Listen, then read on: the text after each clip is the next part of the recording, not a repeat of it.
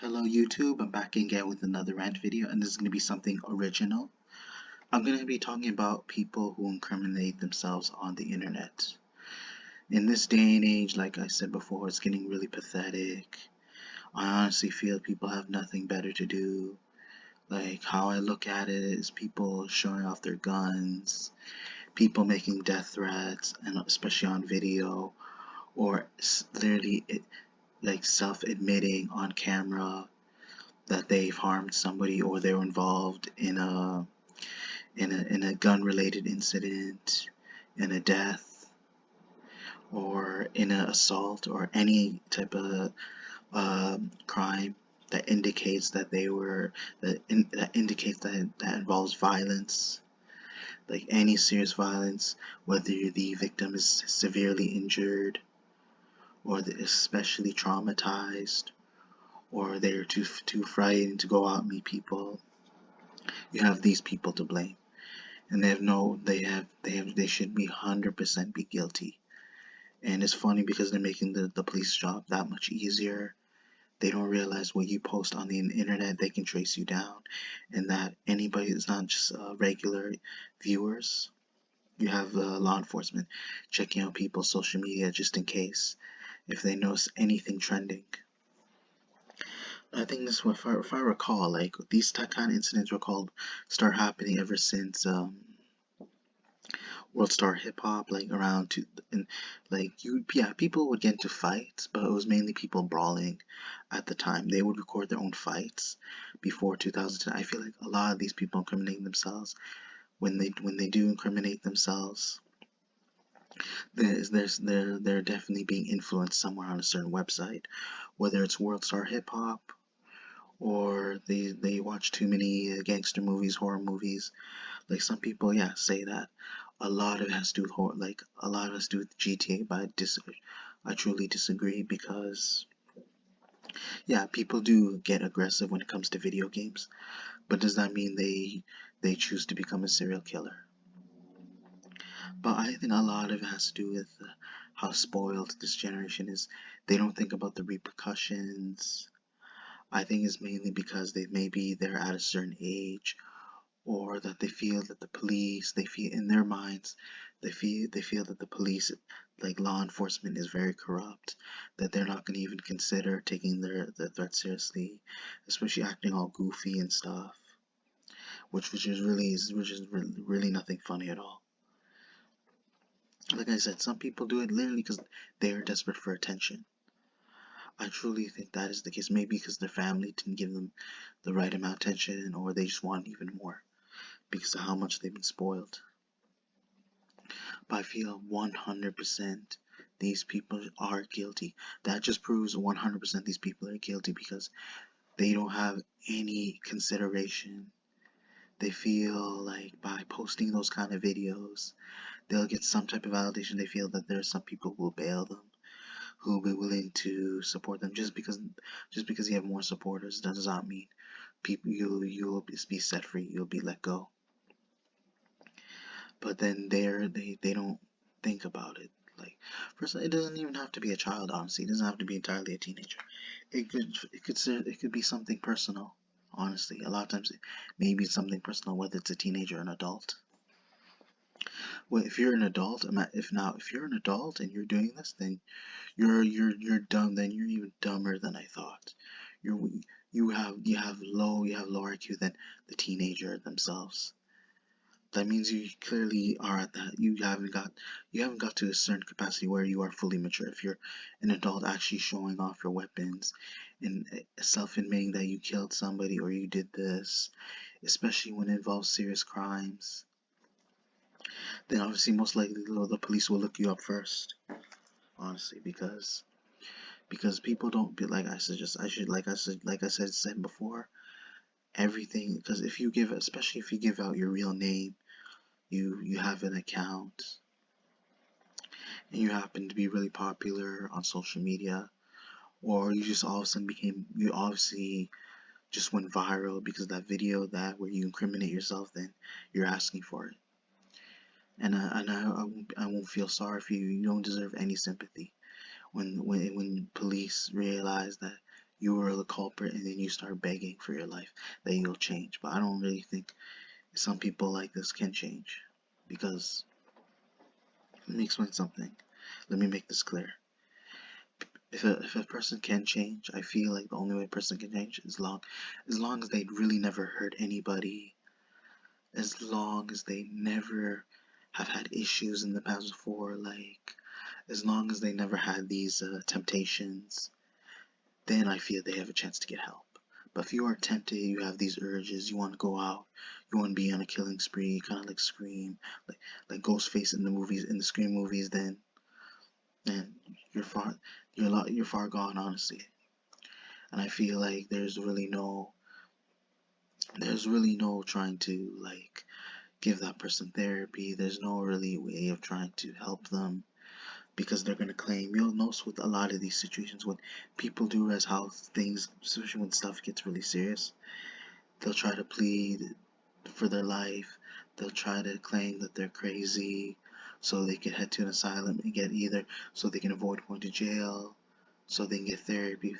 They can get therapy first, and then maybe, or they can go to an asylum, get mental help, and they feel in some cases, if they feel if it's 100% legitimate, that they can just prove or they can just show that they're a really nice person in order to manipulate them, then they feel they can be able to get away scot-free without any prison time. But that's just how that's just my thoughts either way. But I honestly, the one thing I'm very curious is how people don't even use, they don't think at that full extent. They don't think beyond that. They don't think logically. They don't really, that's just, that to me is just beyond crazy. That people don't really think about the repercussions. They don't think of that they might get caught. They don't think whether police will be involved. They don't think about whether that person is armed, whoever they're after. They try to put on this facade, this tough guy facade, like as if anyone's gonna believe it. Because this day and age, like I said before, no, a lot of these people are fake tough guys. Because let me say this, like, if you have that kind of energy on the internet, you should have that same energy that you put in real life when being confronted. Because it just to me, it just seems like you only feel okay to insult someone or threaten someone or disrespect someone when you're in your comfort zone, where there isn't that many people, when you're inside your house behind a keyboard. It just goes to show, because when I took the screenshot, it was actually some kid that was threatening a YouTuber. I found, because he's using basically a voice changer. When he like he's trying to, like, that's a prime example. But like, he was threatening him because he was tired of him talking all talking all big and sharing his opinions, when really that's what his content is all about. But then I'm assuming he got upset because I think he was like disrespecting a certain person, and he gets tired of him talking all this big, using all these big insults, using all these big words. And it got to him, even though his video, it's funny enough because the video had nothing to do with the gunman in the pictures that you see, had nothing to do with him. He just came out of nowhere, like a nobody that he is, and decides to intervene and get upset over somebody else's opinion. And he's addressing this to My Opinions 333, when he literally said that he does repeated videos calling out certain negative behavior within another person. Apparently this dude's offended either because he's a fan or he's an advocate of that type of behavior. And that's what I'm saying. People like that are a fucking plague in the community, and certainly don't deserve their place in society. And whoa, and I can guarantee you now, in the upcoming future, that it'll keep happening. I feel like these kind of videos where people that post themselves assaulting or going around against people, it'll just keep on happening, honestly, because of this cycle where people are just, where cloud is more important than your life. And let me give another prime example. You have the Kingpin. Yeah, he advocates crime. You see a lot of those supervillains like they advocate crime within like Marvel, DC Comics. But you know what the thing is? I don't think they would make a video. The reason they feel comfortable doing that stuff in the first place because they feel because of the powers that they're gifted, because they're gifted, and they know that they are well aware of their specialty and how capable of successfully committing crimes, unless they have an expert, a superhuman or a super athlete like Batman. And that's why, that is where they feel opposed. The only time they feel opposed is when they get confronted by a superhero or a superhuman or super athlete like Batman. But that's when they get caught, is when they get confronted by superheroes.